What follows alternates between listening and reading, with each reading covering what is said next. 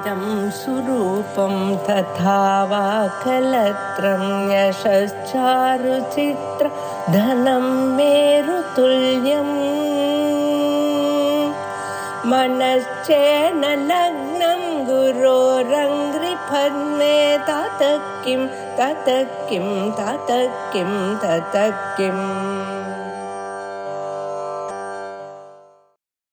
भावरूप अज्ञानम प्रत्यक्ष प्रमाण सिद्ध अहम न जानामि அப்படிங்கிற இந்த அனுபவத்துக்கு நஜானாமி அப்படின்னு உல்லேகம் பண்ணக்கூடிய பதார்த்தம் விஷயமாக இருக்கு. அது ஞான அபாவமா இருக்க முடியாது. அது ஒரு தனி பாவ பதார்த்தமா தான் இருந்தாகணும்ங்கிறது அப்படின்னு சொல்றதுக்கு யுக்திகள் சொல்லிட்டே வரும். பூர்வபக்ஷி என்ன பாக்குறான், ந ஜானாமின்னு சொல்றச்சு அதை ஏன் அபாவம்னு சொல்லாம பாவம்னு சொல்லணும்? ந ஜானாமின்னு சொன்னா அபாவம்னு தானே சொல்லலாம். அப்போ இவன் என்ன சொல்லான்னா, இங்க ஒரு சிக்கல் வருது. ஞானம் இல்லைங்கிறத எப்படி தெரிஞ்சுக்க முடியும்? தெரிஞ்சுட்டா ஞானமே இருக்குன்னு ஆயிடுமே. ஞானம் இருக்கிறச்ச இல்லைன்னு சொல்றது தப்பாயிடுமே. அப்படிங்கிறதுனால அஜ்ஞானத்தை தனியா சொல்லணும். இதுக்காக பூர்வபக்ஷி என்ன பண்ணான்னா, பிராகபாவத்தை திருஷ்டாந்தமா கொண்டு வரும். இதை நாம் நஜானாமின்னு சொல்றது ஞானத்தினுடைய அத்தியந்தாபாவமா இருந்தால் அப்போ நீங்க சொல்றபடி இந்த சிக்கல் இருக்கு. ஞானம் இருக்கும்போது ஞான அபாவம் இருக்க முடியாது. ஆனா பிராகபாவம்னு சொல்லிட்டோம்னா இது சரியா போயிடும், சித்தமாகலாம். எப்படி? கடம் உண்டாகிறதுக்கு முன்னாடி கடத்தினுடைய பிராகபாவத்தை நாம பார்க்கிறோம். கடோ பவிஷ்யதி அப்படின்னு. கடோ பவிஷ்யதி அப்படின்னு சொல்ற சமயத்துல அந்த பிராகபாவத்துக்கு ஏதோ ஒரே ஒரு கடம் தான் விஷயம். பொதுவா எல்லா கடமும் விஷயம் இல்லை. ஆனால் அந்த ஒரே ஒரு கடம் பிரதியோகியான கடம் எப்படி தெரியறதுன்னா, அதுல இருக்கக்கூடிய அசாதாரண தர்மத்தை கொண்டு தெரியல, பொதுவாக கடம்னு தெரியுது. அதே மாதிரி மயி ஞானம் நாஸ்தி அப்படின்னு பிராகபாவத்தை நான் சொல்ற பட்சத்துல எனக்கு என்ன சௌகரியம்னு கேட்டா, ஏதோ ஒரே ஒரு ஞானத்தினுடைய பிராகபாவத்தை தான் நான் ஞானம் நாஸ்தின்னு பேசினேன். கடோ பவிஷ்யத்தின்னு சொன்னா அந்த ஒரே ஒரு கடத்தினுடைய பிராகபாவம் தான் கடோ பவிஷ்யதி. எல்லா கடத்தையும் சொல்லலையோ. அதே மாதிரி ஒரே ஒரு ஞானத்தை தான் நான் ஞானம்னு எடுத்துக்கினேன். அந்த ஞானத்தினுடைய பிராகபாவத்தை நான் அனுபவிக்கிறேன் நஜானாமி அப்படின்னு. இப்ப மற்ற ஞானங்கள்லாம் எனக்கு இருக்கிறதுனால ஒரு இடைஞ்சலும் இல்லை. ஏன்னா எந்த ஞானம் எனக்கு வரணுமோ அந்த ஞானம் வரலையே, மற்ற ஞானங்கள் இருந்து என்ன பிரயோஜனம்? அதனால இந்த வியாகாதம் கிடையாது. அதுக்கு இவர் சித்திக்காரர் பதில் என்ன சொன்னார்னா, இந்த மாதிரி ஒரு பிராகபாவத்தை சாதனம் பண்ண முடியாது. அபாவத்துக்கு பிரதியோகியாக இருக்கக்கூடிய பதார்த்தத்துல எந்த ஒரு தர்மம் பாசிக்கிறதோ அந்த தர்மத்தை தான் பிரதியோகிதாவச்சேதகமாக சொல்ல வேண்டி இருக்கும். பிராகபாவத்துக்கு பிரதியோகிதாவச்சேதகமாக பொதுவான தர்மத்தை சொன்னால் அது உனக்கு அபசித்தாந்தமாக முடியும். அதனால பிராகபாவ பிரதீதி பிரதியோகி ஞானம் இல்லாததுனால வர முடியாது அப்படின்னு. அப்ப கடோ பவிஷ்யதிங்கிறதுக்கு என்ன அர்த்தம்? கடோ பவிஷ்யத்தின்னா கடத்தை பவிஷ்யத்தா விஷயா அப்படின்னா பிராகபாவங்கள்லாம் இல்லை. கடத்தினுடைய பவிஷ்யத்கால சம்பந்தம் அங்க தெரியறதே தவிர கடத்தினுடைய பிராகபாவம் தெரியறதுன்னு ஏன் சொல்லணும்? அந்த பவிஷ்யத்துவங்கிறது என்ன? அது பிராகபாவ கட்டிதமா இல்லையா? வர்த்தமான பிராகபாவ பிரதியோகித்துவம் பவிஷ்யத்துவம் அப்படின்னு சொன்னா அதுல பிராகபாவம் கலந்து விடுமேன்னு பார்த்தா அதெல்லாம் கிடையாது. நான் வேற மாதிரியான பவிஷ்யத்துவம் சொல்றேன் அப்படின்னு சொல்லி போன தடவை முடிச்சிருந்தார். அதாவது அந்த பவிஷ்யத்துவம் பிரதியோகி தத்வம்ச அனாதார கால சம்பந்தி போட்டிருந்தார். பிரதியோகியும் இல்லை, பிரதியோகிய துவம்சமும் இல்லை. அப்பேற்பட்ட காலத்துல அதுக்கு பவிஷ்யத்துவம்னு சொல்றது. அது அப்படித்தானே வரும். கடம் வந்து இருக்குன்னு சொன்னா அது பிரதியோகி காலம் ஆயிடும். கடம் வந்து போயிடுத்துன்னு சொன்னா அது தத்வம்ச காலம் ஆயிடும். இதை தவிர பாக்கி உள்ள காலம் பிரதியோகி காலமும் இல்லை, பிரதியோகி துவம்ச காலமும் இல்லை. அப்பேற்பட்ட காலம் சொன்னா அதுதான் பவிஷ்யத் காலம்னு சொல்லணும். அந்த கால சம்பந்தத்தை வச்சுட்டு பவிஷ்யத்துவம் சொல்றது இப்படின்னு சொல்லிட்டு போனார். சரி, தத்வம்சத்துவம் துவம்சம்னு போட்டாலே துவம்சம்ங்கிறதுல பிராகபாவம் சொல்லாம துவம்சத்துவத்தை நிர்வச்சனம் பண்ண முடியுமான்னு கேட்டான். அதுக்கு என்னன்னா அந்த உற்பத்தி மதபாவம் ஜன்யாபாவத்துவம் துவம்சத்துவம்னு சொல்லணும். ஜன்யத்துவம் சொன்னா அதுக்குள்ள பிராகபாவம் கலந்துருக்கு. ஏன்னா ஜன்யத்துவம்னா பிராகபாவ பிரதியோகித்துவம் அப்படின்னு சொல்லிடுவாளே, பிராகபாவத்தை விட முடியாதேங்க. இல்லே நான் சொல்ற ஜன்யத்துவம் ஜனகத்துவம் எல்லாம் ஸ்வரூப சம்பந்த விசேஷம் அப்படின்னு தார்க்கிக பாஷையில ஒண்ணு சொல்லிவிட்டார். இப்படியாக சொல்லி கடைசியில என்ன முடிச்சார்னா, அத்தः பிராகபாவம் அனங்கீகுர்வதோபி இல்ல பிராகபாவம் அங்கீகுர்வதோபி தத் பிரத்யக்ஷத்துவம் துர்லபம் தம் அனங்கீகுர்வதஸ்து ந காபி ஹானிஹி. பிராகபாவம்னு ஒண்ணு ஒத்துக்கிறவனுக்கு கூட அந்த பிராகபாவத்தை பிரத்யக்ஷமா பார்க்க முடியாது. அப்படி இருக்கும் போதே நான் பிராகபாவத்தை ஒத்துக்கவே இல்லை, வேண்டாமே விட்டுடுவேன். அப்படி ஒரு அபாவமே வேண்டாம்னு சொல்லிட்டேன்னா எனக்கு ஒரு நஷ்டமும் கிடையாது. அதுல என்னாச்சு, அந்த பிராகபாவத்தை திருஷ்டாந்தமா காமிச்சு அதே மாதிரி நஜானாமிங்கிற இந்த பிரதீதிக்கு ஞானத்துடைய பிராகபாவமே விஷயமாகட்டுமே அப்படிங்கிற இந்த சங்கை இங்க வர முடியாது, இந்த கேள்வியை இங்க கேட்க முடியாது. ஏன்னா பிராகபாவமாவது அப்படிலாம் நான் ஒத்துக்கவே இல்லை. அப்போ அவன் கேட்பான், கடம் எல்லாம் பண்றதுக்கு எல்லாம் சாமகிரி தயாரா இருக்கு, ஏன் இப்போ நம்ம என்ன சொல்லுவோம், கடோ பவிஷ்யதி கிஞ்சித் காலானந்தரம் கடோ பவிஷ்யதி அப்படின்னு சொல்லுவோம். இதுக்கு நீங்க அர்த்தம் சொன்னேன் கடத்தை பவிஷ்யத்தா விஷயான்னு. அங்க பவிஷ்யத்தின்னு சொல்ற மாதிரி இன்னொரு விவகாரமும் இருக்கு. இஹ இதானியும் கடோ நாஸ்தி கிஞ்சித் காலானந்தரம் பவிஷ்யதி, இந்த ரெண்டு வாக்கியத்தை பிரயோகம் பண்றான். இதானியும் கடோ நாஸ்தி பஞ்சரமேஷானந்தரம் பவிஷ்யதி, ஒரு 10 நிமிஷம் கழிச்சு வரும், இப்ப வரல அப்படின்னு சொல்றானோ இல்லையோ. இப்ப இஹ இதானியும் கடோ நாஸ்தி, இந்த பிரதீதிக்கு விஷயம் என்ன, நாஸ்தின்னு சொல்றான். இது ஒரு அபாவம் இல்லையா? அப்ப இந்த அபாவத்தை நீ என்னன்னு சொல்லுவேன்? கட சாமானியாபாவம்னு சொல்லக்கூடாது. ஏன்னா கட சாமானியாபாவம் இங்க இல்ல, நிறைய கடங்கள்லாம் இருக்கு. அப்படி இருக்கிறது கட சாமானியாபாவம் சொல்ல முடியாது. அப்ப என்ன பண்ணலாம்னு கேட்டா நீ பதில் சொல்லணுமே. நான் பாகபாவம்னு சொல்லுவேன். ஒரு கடத்தினுடைய பிராகபாவத்தை தான் அவன் இங்க இஹ கட இதானியும் நாஸ்தி நாஸ்தி கடகா அப்படின்னு அவன் வாயாலே சொல்றான்.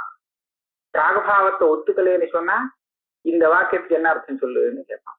அதுக்கு சித்திகார பதில் சொல்றார், இஹ இதானியும் கடோ நாஸ்தி பிரதீதிஸ்து சாமானிய தர்மாவச்சின்ன பிரதியோகிதாக தற்காலாவச்சின்ன யாவத் விசேஷா பாவ விஷயா. இதுக்கு தனியா ஒரு அபாவத்தை தேட வேண்டாம். என்ன பண்ணலாம்னா, இந்த விசேஷாபாவ கூட்டம் ஒரு தேசத்துல ஒரு காலத்துல எத்தனை விசேஷாபாவங்கள் சேர்றதோ அந்த விசேஷாபாவங்களுக்கு சாமானிய தர்மாவச்சின்ன பிரதியோகிதாகத்துவத்தை ஒத்துண்டு நாஸ்தின்னு விவகாரம் செய்யலாம். ஆனா இப்படி என்ன, இது இப்படி சொன்னா புரியாது. இதை நான் கொஞ்சம் விவரணம் பண்றேன். ஹரதே, ஹரதகான குளம், ஜலம் நிறைஞ்சு இருக்கக்கூடிய குளம். ஹரதே வன்ஹி நாஸ்தி, இது சரிதானே? அங்க அக்னி இல்லையோ? அக்னி இல்லை. இந்த பிரதீதிக்கு என்ன விஷயம்னு பார்ப்போம். ஹரதே மகானசீய வன்ஹிர் நாஸ்தி, இது சரிதானே? ஹரதே சத்வரிய வன்ஹிர் நாஸ்தி, ஹரதே பர்வதீய வன்ஹிர் நாஸ்தி, ஹரதே தாவாக்னி நாஸ்தி. இப்படி ஒவ்வொரு அக்னியும் அந்த அக்னி இல்லை, இந்த அக்னி இல்லை, இந்த அக்னி இல்லைன்னு சொல்லிட்டு வரலாமோ? இது சரிதானே? கிரதத்துல தன அக்னியுடைய அபாவங்களும் ஒண்ணு சேர்றது. இந்த மகானசம்னு எடுத்துட்டேன்னா அக்னி இருக்கிற ஸ்தலத்துல என்ன ஆகும்னா ஒரே ஒரு அக்னியுடைய அபாவம் வராது, பாக்கி அக்னியுடைய அபாவ கூட்டம் சேரும். ஆனா அங்க ஒரு அக்னி இருக்குமே, அந்த அக்னியுடைய அபாவம் அங்க விட்டு போயிடும். அந்த ஒரு அபாவத்தை தவிர உலகத்துல இருக்கக்கூடிய அத்தனை அக்னிகளுடைய அபாவமும் கூட்டமாக சேரும், ஒரு அபாவத்தை தவிர்த்து. ஆனால் இந்த ஹிரதத்துல பார்த்தேன்னா எல்லா அக்னி அபாவமும் ஒன்னா சேர்றது. இதை நான் என்ன சொல்வேன்னா, யாவத் விசேஷாபாவ கூட்டம், கூட்டம்னா கூட்டம் தான். அந்த கூட்டத்தை நான் என்ன சொல்லுவேன்னா வன்ஹிர்நாஸ்தி, பொதுவாக சரியா? மற்ற இடத்துல ஒரே ஒரு அபாவத்தை விட்டுட்டு அதை பாக்கி எல்லா அபாவ கூட்டமும் சேர்ந்திருக்கு. ஆனா அதை வன்னிர் நாஸ்தின்னு நான் சொல்ல முடியாது. மகானசே வன்னிர் நாஸ்தி ஏன் சொல்லக்கூடாது? அத்தனை அபாவம் இருக்கே, ஒரே ஒரு வன்னி தானே இருக்கு, பாக்கி எல்லா வன்னியுடைய அபாவமும் சேர்ந்திருக்கோம்னா கூட்டம் இல்லை. கூட்டம்னா ஒண்ணு குறைஞ்சா கூட போச்சு.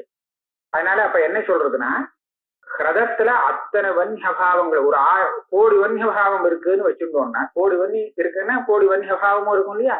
அந்த கோடி வன்னியபாவங்களும் ஒரு இடத்துல சேர்றது, ஒரு காலத்துல சேர்றதுன்னா எங்க சேர்றது? ஹிரதத்துல சேர்றது. இது ஒரு உதாரணம். இந்த கோடி வன்னியபாவங்களுடைய சமூகத்துல வன்னிர்நாஸ்தி அப்படின்னு சொல்லக்கூடிய வன்னித்வாவச்சின்ன பிரதியோகிதா தத்துவம் அப்படின்னு ஒரு தர்மத்தை நான் ஒத்துக்கிறேன். வன்னிர்நாஸ்தின்னு இதை சொல்லலாம். வேற எங்கேயும் வன்னிர்நாஸ்தின்னு சொல்ல முடியாது. ஒரே ஒரு வன்னி இருந்தா கூட அதை நல்லா கவனிக்கணும். இந்த அபாவங்கள்லாம் தனித்தனியா இல்ல ஒன்னா? இதையே நிறைய அபாவம்னு சொல்லணும். அபாவத்துல என்ன வித்தியாசம் கண்டு அப்படின்னு கேட்டா, இது ஒவ்வொரு அபாவத்தையும் தனியா தான் சொல்லி ஆகணும். ஒரு விசேஷம் இருக்கு. எப்படின்னு கேட்டேன்னா, பர்வத்தத்துல ஒரு அக்னி இருக்கணும். இந்த அக்னியுடைய அபாவமும் மகாநசத்துல இருக்கக்கூடிய அக்னியுடைய அபாவமும் ஒன்னாகாது. ஏன்? அது இல்லாம இது இருக்கு, இது இல்லாம அது இருக்கு. அப்ப எப்படி ரெண்டும் ஒன்னாக முடியும்? இந்த பர்வதீய வன்யபாவம் இல்லாமல் மகாநசிய வன்யபாவங்கிறது பர்வதத்துல இருக்கு. மகாநசிய வன்யபாவம் இல்லாமல் பர்வதீய வன்யபாவங்கிறது மகாநசத்துல இருக்கு. அப்பனா இதை ரெண்டும் எப்படி ஒண்ணுன்னு சொல்ல முடியும்? அதனால இந்த அபாவங்களை தனித்தனித்தனியாத்தான் சொல்லி ஆகணும், வேற வழி கிடையாது. ஆனாலும் எல்லாமே ஹிரதத்துல சேர்ந்துதுன்னு சொல்லணும். எல்லாம் ஒரு இடத்துல சேர்ந்ததுன்னா அப்போ வன்னிர்நாஸ்தின்னு பிரயோகம் பண்ணலாம். இல்லாட்டா இதுல ஒரு அபாவம் குறைஞ்சா கூட வன்னிர்நாஸ்தின்னு பேச முடியாது. இதானே? இதே கணக்கு தான் எல்லா நாஸ்திக்கும். கடோ நாஸ்தின்னு சொன்னாலும் இதே மாதிரிதான். உலகத்துல இருக்கக்கூடிய அத்தனை கடத்தினுடைய அபாவங்கள் ஒரு இடத்துல சேரணும். சேர்ந்ததுன்னா கடோ நாஸ்தின்னு சொல்லலாம். ஆனா இகேதானியும் கடோ நாஸ்தின்னு சொல்றதுக்கு சிக்கல் இருக்கு. அங்க எல்லா கட அபாவமும் சேர முடியாது. அப்படி இருக்கிறச்ச நீங்க எப்படி இதானியும் கடோ நாஸ்தின்னு பேச முடியும்? இது பூர்வபக்ஷுடைய ஆக்ஷேபம். இவர் என்ன சொல்றாருன்னா, சில இடத்துல சாமயிகாபாவம்னு ஒண்ணு ஒத்துன்னு இருக்கா. அந்த சாமயிகாபாவத்தை வச்சுட்டு பேசலாம். அது என்ன, ஒரு குறிப்பிட்ட காலத்துல அந்த ஆதாரத்துல எல்லா அபாவமும் சேர்றது அப்படி வச்சுக்கோ. அத்தியந்தாபாவம் சேர்றது. சரியா? எப்பவுமே சேர்ந்து இருக்கணும்னு நான் சொல்லல. ஒரு குறிப்பிட்ட காலத்துல, இப்ப இந்த ரெண்டு கபாலத்துல கடம் வரப்போறது. நையாயிக பாஷையில கபாலத்துல கட்டம் வரப்போறது. அது வரத்துக்கு முன்னாடி அங்க ஏதாவது ஒரு கட்டம் இருக்கோ? இன்னும் வரல. ஏற்கனவே பண்ணியிருந்தானே போச்சேன்னு சொன்னா அது வேற விஷயம். அது உடஞ்சு போயிடுச்சுன்னா அதை பத்தி இப்ப கவலை இல்லை. இந்த சமயத்துல அதனாலதான் சாமயிகம்னு சொன்னேன். இப்ப எல்லாம் தயாரா வச்சிருக்கிற நிலையில கபாலங்கள்லாம் ரெடியா இருக்கு. இப்படி இருக்கிறச்சு இந்த கபாலத்துல எந்த கட்டமாவது இருக்கா? இல்ல. அப்ப என்ன, அத்தனை கட்டத்தினுடைய அபாவமும் ஒரு இடத்துல சேர்றது. இத கடோ நாஸ்தின்னு சொல்லலாம்.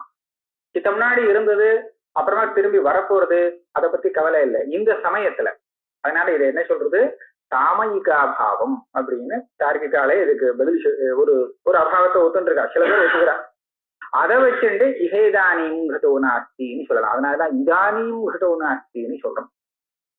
இது பிரதீதிஸ்து சாமானிய தர்மாவச்சின்ன பிரதியோகிதாக தற்காலாவச்சின்ன யாவத் விசேஷாபாவ விஷயா. அதனால பிராகபாவம்னு ஒண்ணு ஒத்துக்கணுங்கிற அவசியம் இல்லை. சமய விசேஷத்தியாபி அபாவாவச்சேத கத்வா. சாமயிகாபாவம்னு ஒத்துக்கிறவனுக்கு அந்த அபாவத்துக்கு ஒரு காலம் கூட அவச்சேதகமாக ஆகும். அந்த காலத்துல மாத்திரம் இருக்கக்கூடிய அபாவம். முன்னையும் பெண்ணையும் பார்த்தீங்கன்னா அந்த அபாவம் இல்லாத போயிடும், அங்க இருக்காது. இப்ப இருக்கு அபாவம் இருக்கு, அப்புறமா இருக்குமானா இருக்காது. அப்பேற்பட்ட அபாவம் சமய விசேஷாவச்சின்ன அபாவம் அப்படின்னு சொல்றது. இது எதுக்காக அப்படி ஒத்துக்கணும்? எல்லாருமே ஒத்துண்டாகணுங்கிறத காமிக்கிறார். அந்நதா ஆத்யக்ஷணே கடோ நீரூபா இத்தியாதி பிரதீதிர் நஸ்யா. நையாயிகம் என்ன சொல்லுவான்னா, திரவியம் உற்பத்தி ஆகிற ஒரு க்ஷணத்துல நிர்குணமாக நிற்கிறது.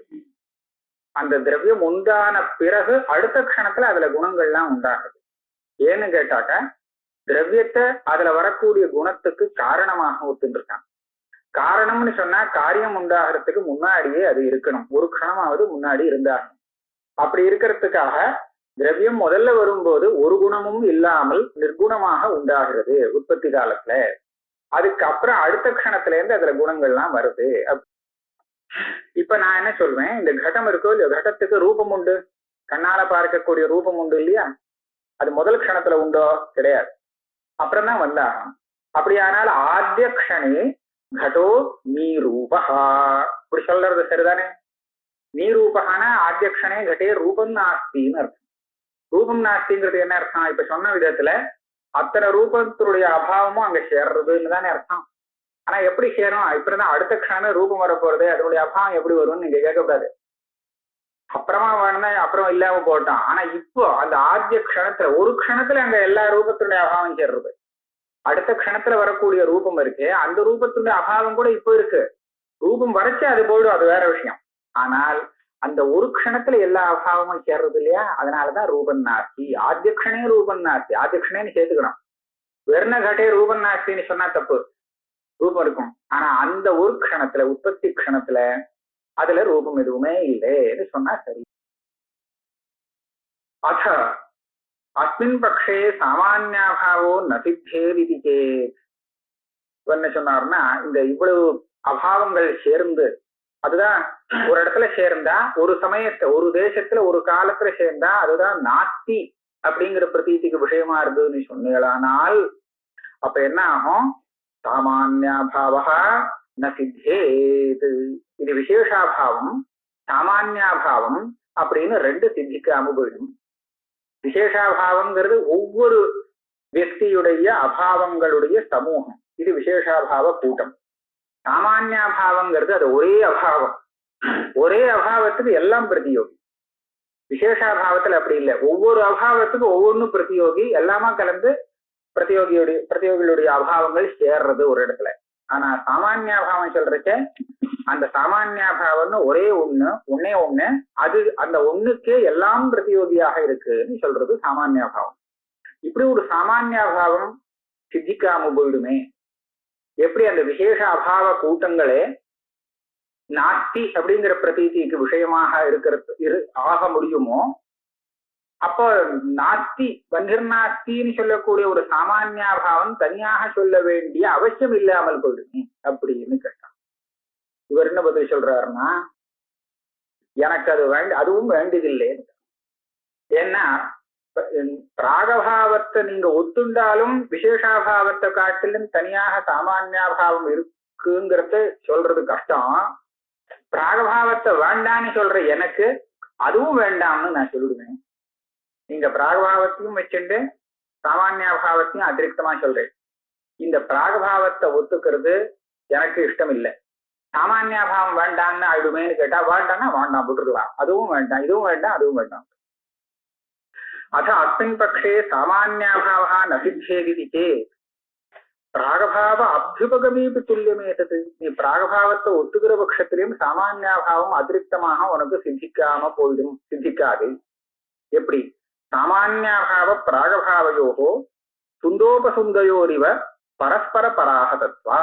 சாமான்யாபாவம் பிராகபாவம் இது ரெண்டும் பரஸ்பரம் ஒண்ணுக்கு ஒண்ணு அடிச்சுட்டு ரெண்டுமே இல்லைன்னு பண்ணும்படியாக ஆயிடுறது. ஏன் அப்படி? ஒரு அந்யோன்யாசிரியம் மாறி வருது. சாமான்யாபாவம் அப்படின்னா என்னன்னா விசேஷாபாவம். இப்ப சொன்னேன் பாருங்க, அந்த ரதத்துல அத்தனை கூட்டங்கள் இருக்கு, இதை தவிர்த்து இன்னொரு அபாவம் வன்னிர்நாஸ்தி. நையாயிகன் என்ன சொல்றான்? சாமான்யாபாவத்தை ஒத்துக்கிறவன் என்ன சொல்றான், இங்க இருக்கிற நான் ஒரு தனி சாமான்யாபாவம் ஒத்துக்கலைன்னா கிரதத்துல இருக்கக்கூடிய அபாவத்தை ஒவ்வொன்னா தான் நான் சொல்ல வேண்டியிருக்கும். பர்வதி வன்னிர்நாஸ்தி, அந்த வன்னிர்நாஸ்தி, இந்த வன்னிர்நாஸ்தின்னு சொல்லலாமே தவிர இந்த எல்லாத்துக்கும் சேர்த்து ஒரு சப்தம் என்கிட்ட இல்லை. இத்தனை அபாவத்தையும் சேர்த்து சொல்றதுக்கு ஒரு சப்தம் சொல்லுன்னா என்கிட்ட சொல்ல முடியாதுன்னா, சரியா? வன்னிர்நாஸ்தி வன்னிர்நாஸ்தின்னு சொல்றேன்னு அது வேற தனி அபாவம். வன்னிர்நாஸ்தி அப்படின்னு சொல்லக்கூடிய அபாவம் இருக்கு, அந்த அபாவம் தனி அப்படின்னு அவன் சொல்றான். ஏன் வன்னிர்நாஸ்தின்னு சொல்றச்ச வன்ஹித்துவம் பிரதியோகிதா வச்சேருக்கும். அப்ப அந்த அபாவம் எப்படி தெரியுது? வன்ஹித்வா வச்சின்ன பிரதியோகிதாக அபாவமா தெரியுது. வன்ஹித்துவங்கிறது எல்லா வன்னியிலையும் அனுகதமா இருக்கக்கூடிய தர்மம். அதனால இது சாமானிய தர்மாவச்சின்ன பிரதியோகிதாக அபாவம்னு சொல்றது. பர்வதீய வன்யன்னாஸ்தின்னு சொன்னா பர்வதீய வன்கித்துவம் இது விசேஷம். மற்ற வன்னியில இல்லாமல் இந்த வன்னியில மாத்திரம் இருக்கும்படியா தெரியுது. இதுதானே பிரதியோகிதா வச்சிருக்கோம். அதனால இது விசேஷ தர்மாவச்சின்ன பிரதியோகிதாக அபாவம். இப்படியாக ரெண்டையும் பிரிச்சு வச்சிருந்தான். இந்த விசேஷாபாவத்திலேயே பாவ கூட்டத்திலேயே சாமானிய தர்மமும் பிரதியோகிதாவச்சேதகமாக ஏன் வச்சுக்க முடியாது அப்படின்னு கேட்டால் அது முடியாதுன்னு வச்சுட்டுதான் சாமானிய தர்மாவச்சின்ன பிரதியோகிதாக அபாவத்தை தனியா ஒத்துக்கணும்னு சொல்லியா. ஏன்னா சாமானிய தர்மம் ஒரே ஒரு வியக்தியில இருக்கக்கூடிய பிரதியோகிதைக்கு அவச்சேதகம் ஆக முடியாது.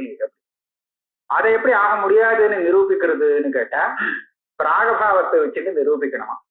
பிராகபாவம் இருக்கு, அதுல ஒவ்வொரு வியக்திக்கும் தனித்தனி அபாவம் இல்லையா. அந்த பிராகபாவத்தினுடைய பிரதியோகிதாவச்சேதக தர்மம் பொதுவான தர்மமாக ஆகாது அப்படின்னு பண்ணிட்டு அந்த தத்வியக்தித்துவம் சொல்லி ஆகணும். எந்த ஒரு கட வியக்தி உண்டாக போறதோ அந்த கட வியக்தியுடைய அதுல மாத்திரம் இருக்கக்கூடிய ஒரு அசாதாரண தர்மத்தை பிரதியோகிதாவச்சேதகமாக சொல்லணும். யாருக்கும் தெரியாது. என்ன அந்த கட்டத்துல மாத்திரம் இருக்கக்கூடிய ஒரு விசேஷ தர்மத்தை அது வந்ததுக்கு அப்புறம் வேணா தெரிஞ்சுக்கலாமோ என்னவோ, அது வரத்துக்கு முன்னாடி அந்த தர்மம் ஈஸ்வரனுக்கு தான் தெரியும், வேற யாருக்குன்னு தெரியாது. இப்பேற்பட்ட ஸ்திதி. இப்ப இது சித்தமான ஆச்சுன்னு சொன்னால் அப்ப அந்த அபாவங்கள் இருக்க கூட்ட அபாவம், இந்த அபாவத்துல சாமானிய தர்மாவச்சின்ன பிரதியோகிதாகத்துவம் கிடையாது. அப்ப சாமானிய தர்மேன தெரியக்கூடிய அபாவத்துக்கு விஷயமா இன்னொரு அபாவம் தான் சொல்லி ஆகணும். அப்போ தனியாக சாமானியாபாவம் ஒத்துக்க வேண்டியிருக்கும். விசேஷாபாவ கூட்டத்தை காட்டிலும் தனியாக வேறாக ஒத்துக்க வேண்டியிருக்கும்னு அவளுடைய யுக்தி. இது சித்திச்சா அது சித்திக்கும், இது சித்திக்கலைன்னா அதுவும் ஆட்டம் போச்சு, அதுவும் இல்லை. இங்கேயே இந்த விசேஷாபாவ கூட்டத்துக்கு சாமானிய தர்மாவச்சின்ன பிரதியோகிதாகத்துவமும் உண்டு அப்படின்னு சொல்லிட்டோம்னா பிராகபாவம் கெட்டு போச்சு. அதுவும் இல்லை இதுவும் இல்லைன்னு ஆயிடும். அப்ப சாமானிய பாவம் என்ன ஆச்சு, அதுவும் போச்சு இதுவும் போச்சு. இது போனா அதுவும் போயிடும், அது இருந்தா இதுவும் வரும். இதைத்தான் இப்ப சொல்ற. ததாஹி பிராகபாவ சித்தௌ விசேஷாபாவஸ்யாபி சாமானியாவச்சின்ன பிரதியோகிதாகத்வாத் ந தாவன்மாத்திர பிரமாணக சாமானியாபாவ சித்தி. நீங்க பிராகபாவத்தை வச்சுட்டீங்கன்னா அப்ப என்ன ஆகும், அதுல சாமானிய தர்மாவச்சின்ன பிரதியோகிதாகத்துவம் வந்ததுன்னு சொல்றேன். ஆனா பிரதியோகி ஒண்ணு, சாமானிய தர்மம் பிரதியோகிதாவச்சேதகம். தர்மம் எல்லாத்துக்கும் பொதுவான தர்மம். இப்படி சொன்னால் இந்த சாமானிய பாவம் தனியா சொல்ல வேண்டிய அவசியம் இல்லை. ஏன்னா அந்த கூட்டங்கள்லயே ஒவ்வொரு பிரதியோகியிலையும் அந்த சாமானிய தர்மத்தை கொண்டு பிரதியோகிதாவச்சே அந்த சாமானிய தர்மாவச்சின்ன பிரதியோகிதாகத்துவத்தை ஒத்துவிடலாம். அப்ப சாமானிய தர்மாவச்சின்ன பிரதியோகிதாகத்துவங்கிறது ஒரு பிரதியோகிய கொண்ட அபாவத்துல வர முடியாதுங்கிற காரணத்தை காமிச்சு அதுக்காக தனியா சாமானியாபாவத்தை ஒத்துக்கணும்னு நீ சொல்ற யுக்தி எடுபடாது, அது போயிடும். பிராகபாவ சித்து விசேஷாபாவஸ்யாபி சாமானியாவச்சின்ன பிரதியோகிதாகத்வாத் ந தாவன்மாத்திர பிரமாணக சாமானியாபாவ சித்தி. சாமானியாபாவத்தை தனியாக சொல்றதுக்கு இவ்வளவுதான் உங்ககிட்ட பிரமாணம் இருக்கு. ஏன்னா ஒரே ஒரு பிரதியோகி கொண்ட அபாவம் சாமானிய தர்மாவச்சின்ன பிரதியோகிதாகமாக ஆக முடியாது அப்படின்னு சொல்றேன். ஆனா இப்ப ஆயிடுத்தே பிராகபாவம் உனக்கே ஆயிடுத்துன்னு சொல்றேன். அப்ப சாமானியாபாவம் தனியாக சொல்ல முடியாது. சாமானியாபாவ சித்தௌச்ச விசேஷாபாவஸ்ய சாமானியாவச்சின்ன பிரதியோகிதாகத்வ அபாவாத் காதாச்சித்க அபாவஸ்ய சாமானியாபாவத்வ அயோகாத் ந சாமானிய தர்மாவச்சின்ன பிரதியோகிதாக விசேஷ பிரதீதி மாத்திர சரண பிராகபாவ சித்தி. சரி, இப்ப அதை வச்சுட்டோன்னு வச்சுட்டோம். இங்க இந்த யுக்தியை வச்சுட்டு சாமானியாபாவத்தை தனியாத்தான் ஒத்துக்கணும். ஏன்னா ஒரு பிரதியோகியை கொண்ட அபாவம் சாமானிய தர்மாவச்சின்ன பிரதியோகிதாகமாக ஆக முடியாது அப்படின்னு சொன்னால் இதை வச்சுட்டேன்னா அப்ப பிராகபாவம் போச்சு, ஆட்டம் போச்சு. ஏன் பிராகபாவம் ஒரு பிரதியோகிக்கு பாவம், அது ஒவ்வொரு பிரதியோகிக்கு தனித்தனி அபாவம். அதுல எப்படி பொதுவா கடோநாஸ்தின்னு கடத்தும் சாமானிய தர்மத்தை பிரதியோகிதாவச்சேதகமாக சொல்ல முடியும்? அதனால இதை ஒத்துண்டா அது போச்சு, பிராகபாவம் போச்சு. எனக்கு ரெண்டுமே போயிடுச்சு. இதுவும் இதை ஒத்துக்கிறதுனால இதை ஒத்துக்கிறதுக்கு எந்த யுக்தி இருக்கோ அந்த யுக்தியை வச்சுட்டு அதை கண்டிச்சு விட்டேன் சாமானியாபாவத்தை. அதை ஒத்துக்கிறதுக்கு என்ன யுக்தி சொன்னியோ அந்த யுக்தியை வச்சுட்டு இந்த பிராகபாவத்தையும் கண்டிச்சுட்டேன். ரெண்டும் அதான் எனக்கு. ஒரே இந்த சாமானியாபாவன விசேஷாபாவ கூட்டத்தை வச்சுட்டு நான் நிர்வாகம் பண்ணிடுவேன். அதனால பிராகபாவமும் வேண்டாம், சாமானியாபாவமும் அதிருப்தமாக தனியா வேண்டாம். அப்ப என்னாச்சு, சுந்தோபசுந்தோவது இதுவும் போச்சு அதுவும் போச்சு, இது அதை அடிச்சது அதை இதை அடிச்சது, ரெண்டுமே சேர்ந்து போயிடுச்சு. ஆக என்னுடைய திருஷ்டியில சுந்தோபசுந்தம் நியாயம், தார்க்கிகனுடைய திருஷ்டியில அவன் ரெண்டையும் வச்சுட்டு இருக்கான். ரெண்டையும் வச்சுக்கிறதுல பிராகபாவத்துக்கு பிராகபாவம் சித்திச்சால் சாமானியாபாவம் சித்திக்காது, சாமானியாபாவம் சித்திச்சா பிராகபாவம் சித்திக்காது. ஏன்னா அந்த யுக்தி பரஸ்பரம் இதுவா இருக்கு, ரெண்டுல ஒண்ணு போகும், ஆனா எனக்கு ரெண்டுமே போயிடும். அதனால சுந்தோபசுந்தம் நியாயம். இதை வச்சுட்டா அது போச்சு, அதெல்லாம் அந்நியத்தரம் அவனுக்கு. தார்க்கிகனுக்கு பிராகபாவமாவது வச்சுக்கோ, இல்ல சாமானியாபாவமாவது வச்சுக்கோ, இதுவாவது அதுவாவது. ஆனா எனக்கு ரெண்டுமே உபயம் மாற்றும். ரெண்டுக்கும் ரெண்டு பேரும், ஆமா நம்பது ரெண்டு பேரும் போயிட்டா. ஆனா தார்க்கிகனுடைய திருஷ்டியில சுந்தோபசுந்தம் நியாயம் இல்லை. ஒரு பொண்ணு வந்த மன்னி வரா பாருங்க, அண்ணன் சொல்றான் தங்கையை பார்த்து மன்னி வரான்னா சாமான்யாபாவ சித்தௌ ச விசேஷாபாவஸ்ய சாமான்யாவச்சின்ன பிரதியோகிதாகத்துவ அபாவா. அப்ப விசேஷாபாவம் சாமான்யாவச்சின்ன பிரதியோகிதாகமாகாது, சரி தனியா ஒத்துண்டாகணும். அப்படியானா பிராகபாவம் சித்திக்காது. காதாதிக்கமா ஒரு அபாவத்தை சொல்லாமேனா அது சாமான்யாபாவமாக முடியாது. அதனால ந சாமானிய தர்மாவச்சின்ன பிரதியோகிதாக விசேஷ பிரதீதி மாத்திர சரண பிராகபாவ சித்தி, பிராகபாவம் சித்திக்காது. இது ந ததுபயமபி விபஷ்சிதாம் சேதசி சமத்காரமா பவதி ஆவஹதி. அதாவது இந்த பிராகபாவமாகட்டும் இந்த சாமானியாபாவட்டும் அபாவமாகட்டும், இது ரெண்டுமே வித்வான்களுக்கு மனசுக்கு ஒத்து வரல, அவளுடைய சித்தத்துல இது எதுவுமே சரிபட்டு வரல. அதனால ரெண்டும் வாண்டாம்னு ஒதுக்குறது தேவை.